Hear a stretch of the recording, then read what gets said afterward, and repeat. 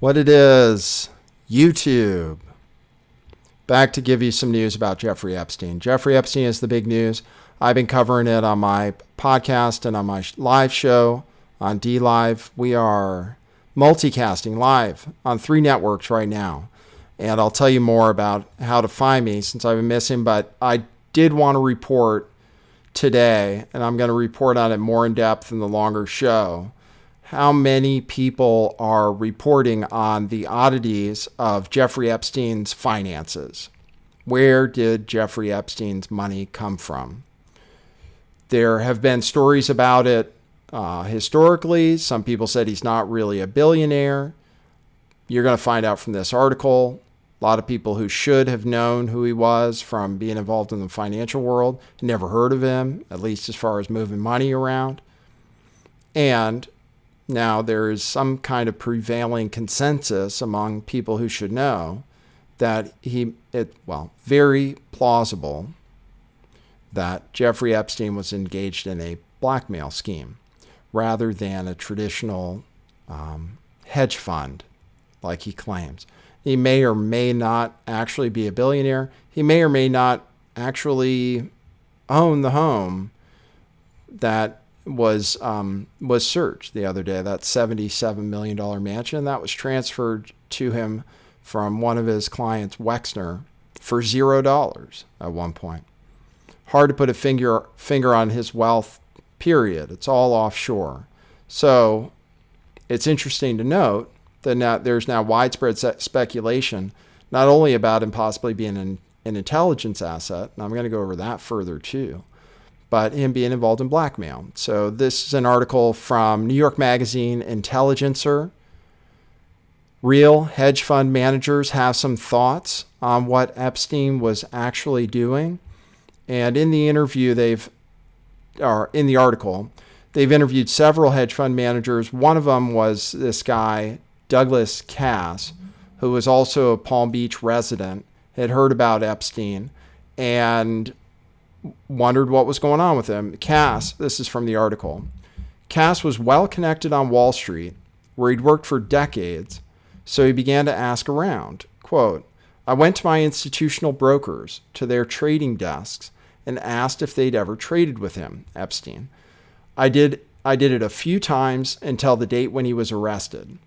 Not one institutional trading desk, primary or secondary, had ever traded with Epstein's firm. When a reporter came to interview Cass about Bernie Madoff, shortly before that firm blew up in the biggest Ponzi scheme ever, Cass told her, quote, there's another guy who reminds me of Madoff that no one trades with, unquote. And that was Jeffrey Epstein.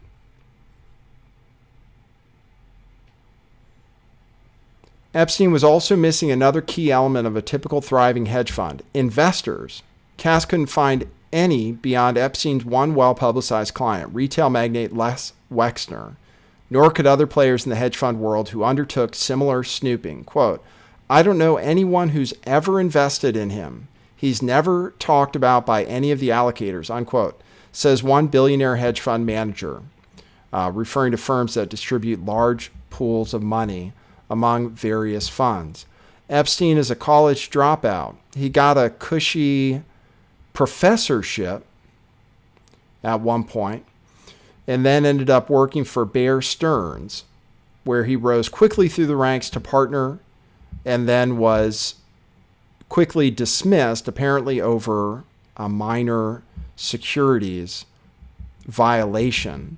He went on to immediately fund a hedge fund where he, kind of dubiously claimed that he would only handle billionaire investors, despite having no investment history as a hedge fund manager. Claimed to do all the investing himself with, he said, 150 employees working in the back office, which was apparently actually more like 20 employees, which is exactly what Madoff said, that he did all the trading and they just had some back office guys to take care of some of the paperwork. Given this puzzling set of data points, the hedge fund managers we spoke to leaned towards the theory that Epstein was running a blackmail scheme under the cover of a hedge fund. There's a thread that went around on Twitter that basically talks about how hypothetically he could have he could be running a blackmail scheme and how easy it would be getting people to go to parties. I mean, we've talked about it before. We've talked for a long time on YouTube about him running a blackmail scheme, about him working for an intelligence organization. The interesting thing is not that people think that's the case, but that people are talking about it. This whole thing, this whole Epstein thing is kind of a major, major story. And maybe that's one of the reasons they're trying to delete people like me from the internet, is because I've been talking about this for a long time. And a number of other people have. It's been on YouTube for about 10 years. People have been talking about Epstein. But more recently, it's really broken into the public consciousness. And now with this arrest, and given how much can unravel from here, especially now that people are looking into it as a blackmail scheme. You have the corruption unit looking into it in New York, not the human trafficking division or the child exploitation division. Corruption. So they might already be looking into the blackmail angle, besides the fact that he may have ties to intelligence, and Alexander Acosta said as much during the Trump transition, where he was being interviewed for the job. If the blackmail theory sounds far-fetched, it's worth keeping in mind that it was also floated by one of Epstein's victims, Virginia Roberts Giuffre. Quote, Epstein, this is from Virginia Roberts, quote, Epstein also got girls for Epstein's friends and acquaintances. Epstein specifically told me that the reason for him doing this was so that they would, quote unquote, owe him. They would be, quote, in his pocket, unquote, and he would, quote, have something on them, unquote. She said in a court affidavit, and that's according to the Miami Herald. In the 2015 filing, Giuffre claimed that Epstein debriefed her after she was forced into sexual encounters so that he could possess, quote, intimate and potentially embarrassing information, unquote, to blackmail friends into parking their money with him. She also said photographic and video evidence existed, an assertion that looms especially large now that federal investigators have found a trove of images in Epstein's home safe. That would be the CDs that say nude pics on them, or young so-and-so with so-and-so, apparently. Very potentially explosive information on those CDs and other places, and maybe in a safe deposit box somewhere. Very, very potentially explosive images. Famous people maybe having sex with underage girls. Apparently there are pictures of Clinton. Apparently. Trump believes there are pictures of Clinton based on his friend at the National Enquirer. I'm going to be covering that as well on the long stream. So that's that part of the story. I'm going to go into it further right now. You can find me right now on DLive, dlive.tv/lifttheveil. I do a live show every day at 2 p.m. Pacific time, 5 p.m. Eastern time. I'll take Saturdays off in general, but pretty much every day for a couple hours, okay? And I take phone calls too. And then we have a podcast. I have been promoting the podcast. Anywhere there are podcasts, look for Lift the Veil. It's a good,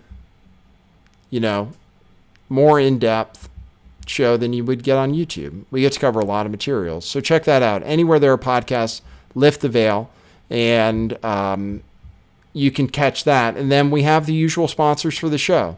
And you can support us since we're banned from they've basically made it so I don't exist on YouTube if you search for it. So if you want to support the show, check out our t-shirts, truthclothing.io. We still have awesome stuff. It's still, if you can just look at the reviews. Best merchandise on the internet. We made it, the website and the company and the designs and everything. We stock, ship, free shipping over $50. You can also support us on PayPal, paypal.me/lifttheveil, or patreon.com/lifttheveil. And you never know, you never know when I might not appear again on this platform. So things are going well in the other places. I invite you guys to join us. And there is a special link in the description for this if you want to come over to DLive for the first time. If you want to come over to DLive for the first time, use that special link in the description to come over there, and then that's good for me too. Okay? I'm going to get out of here. I was your host, Nathan Stolman. Behind me was Doshi. But now, we're in the future. We're gone. That's what it is.